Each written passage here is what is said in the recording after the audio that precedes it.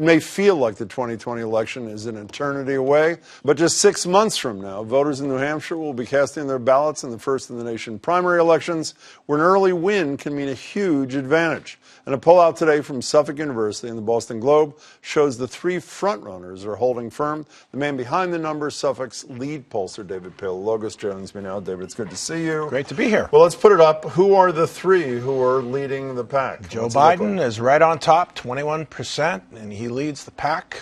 Bernie Sanders, 17%, and Elizabeth Warren is close behind Bernie Sanders. We put up on the screen for the people at home, we compared August 6th, which is the poll you're just describing, to one done before any of the debates in April. And while there's a pretty, there's a significant jump, 5 points for Sanders, I would argue, a comparable jump by Warren. What's most amazing to me is after people have said how rotten Joe Biden's performance was in both debates, he's in exactly the same place he was in April. Does that surprise you? It doesn't surprise me when you look at the demographics. I mean, I looked at over 65 years of age, he's winning 2-1. You look at union households, he's winning better than 2-1. Moderates, he's winning 2-1. And no one's challenging those lanes right now.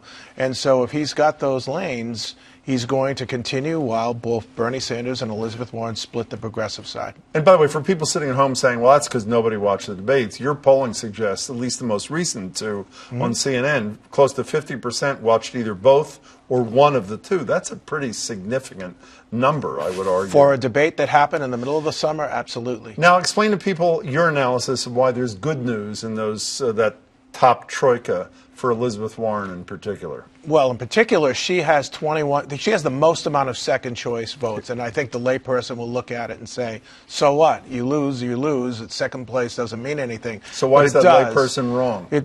Because people will get out of this race. There are 25 candidates that we listed who are running for the Democratic nomination. Someone and many people may drop out between now and even September.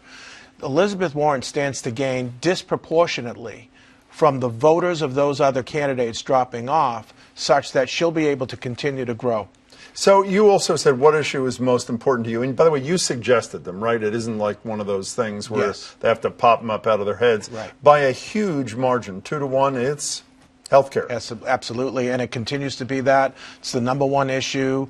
It may not be sexy for a lot of people, but it's the one issue that even crossover voters will get to in terms of independents and even some Republicans.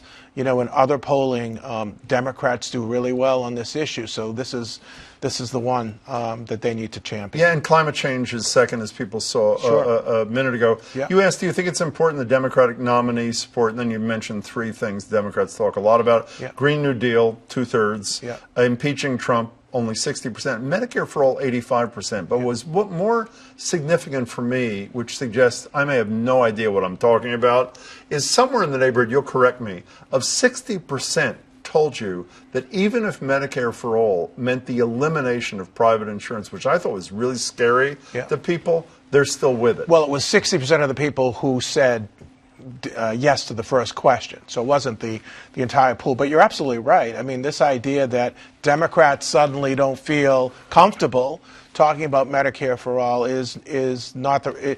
I understand. Even if it means the elimination of your private insurance. In the Democratic Party, among Democratic likely voters in New Hampshire, less so. Now, when you take yourself out of that pool and put yourself into a general election scenario, you've got a lot of independents. That might be a deal breaker straight up with not voting for a Democrat just based on well, that's where you change your position and say, I never said that, right? I was for it before I was against it. They'll call audibles after the primary, and for sure. To me, the thing, we end sort of where we began with Joe Biden. The number that every pundit, my least favorite word in the English language, says, it is most important Democrats nominate a candidate who can defeat Trump or who reflects my priorities, values, overwhelmingly defeat Trump. That's right. And if you look at the subset of people who said defeat Trump, he's winning 2-1 again in that category. So, again, the perception is driving his strength. And why did they identify Biden all across America, not just in New Hampshire, as the one who satisfies that criterion? Because of other national general election polls, of which we are one. This was a Suffolk Globe poll. The national polls of Suffolk USA Today.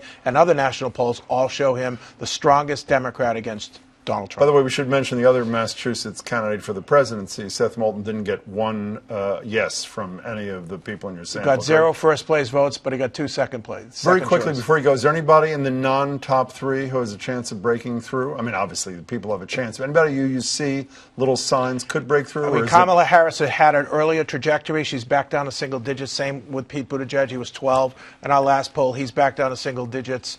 You know, Tulsi Gabbard, I don't think has enough to sustain continued momentum unless she makes the debate in September and has a great debate. So it's the 3. It's the 3. David Paleologos, good to see you.